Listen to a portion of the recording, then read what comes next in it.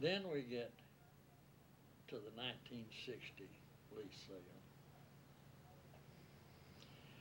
It was off Texas and Louisiana, and it's all right now if I bring in companies. Oh, yeah. Since you're writing Shell history. No. Shell particularly came in and says, we need to look at some deeper water. We had already issued a call for nominations. That's when industry tells us specific tracts that they're interested in seeing put up at a sale. And that's the way it had proceeded since the beginning of offshore development. And so we actually called off the nominations, the call for nominations. And the cadastral engineer then added what we call now, I guess, the south additions to all the old original blocks off Texas and Louisiana. And had the 1960 lease sale. Now, I guess that lease sale kind of woke people up as to what industry was interested in, and didn't really have too much effect, I would say, on the government's attitude. We held, well, you wouldn't call them hearings, but we called each bidder who bid in the 60 sale in after the sale and said, what would you like to see in the future? And we want to know the frequency of sales, for example, how often they want to sell, how much they wanted offered at a time. I think we even asked them if they wanted an installment plan for paying off the cash bonus, and whether they wanted royalty bidding. Well, certainly we got diverse answers. But they still... Some of them wanted a lease sale every month. I had come from a program that had a sale of public lands every week, and I wanted to see a lease sale for each mapped area once a month, and so they slapped me aside, which was fine, and deservedly so, because industry just couldn't have handled anything like that. But it was obvious that industry, I guess, was ready to go. And then came the 62 sale. Now, anytime you want to step in, you can. He called for nomination for the 1962 lease sale, and I believe they nominated maybe 2.3 million acres. No, I believe that's what we offered. We offered everything they nominated. Let me see if there's none in here. 62 lease sale. We ordered 3.7, that's right. 3.7 million. 3.7. I thought it was over 3 million. Yeah. But...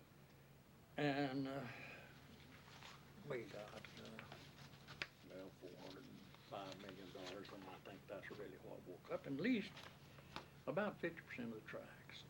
So the tracts were nominated, but you just... We offered everything that was nominated. Everything was nominated. Now, so before you the had Secretary of Interior was not too happy with that, and I believe I wrote 20 pages of justification.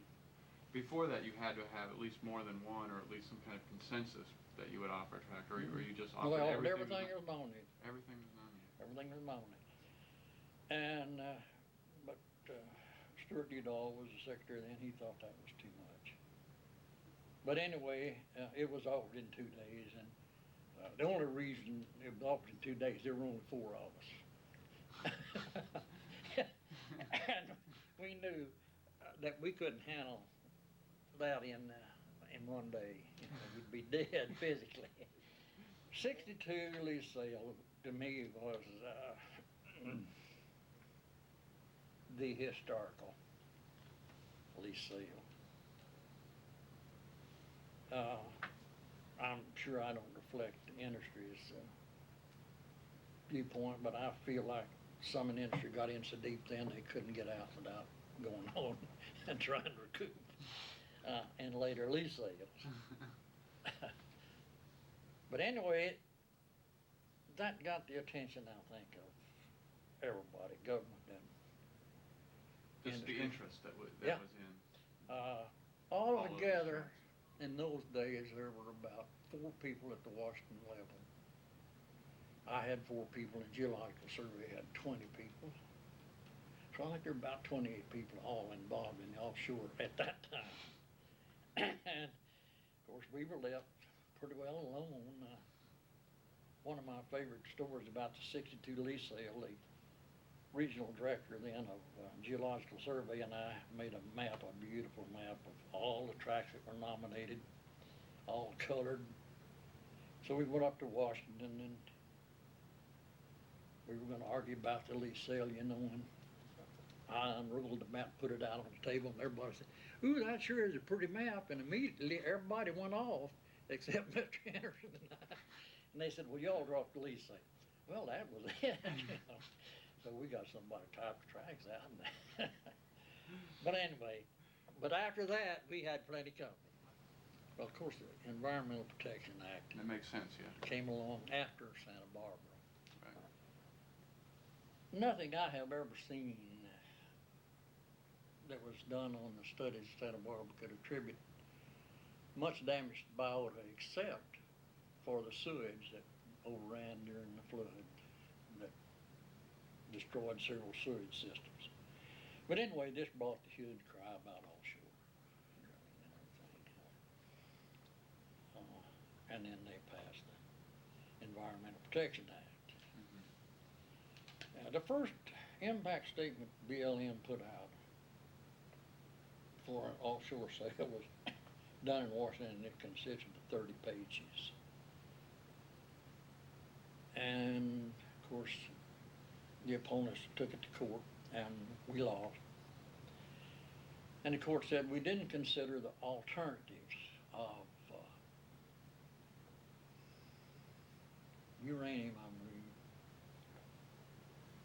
and something else over which the Department of Interior had no control, and they didn't think it was necessary. But anyway, we lost that case, and after that,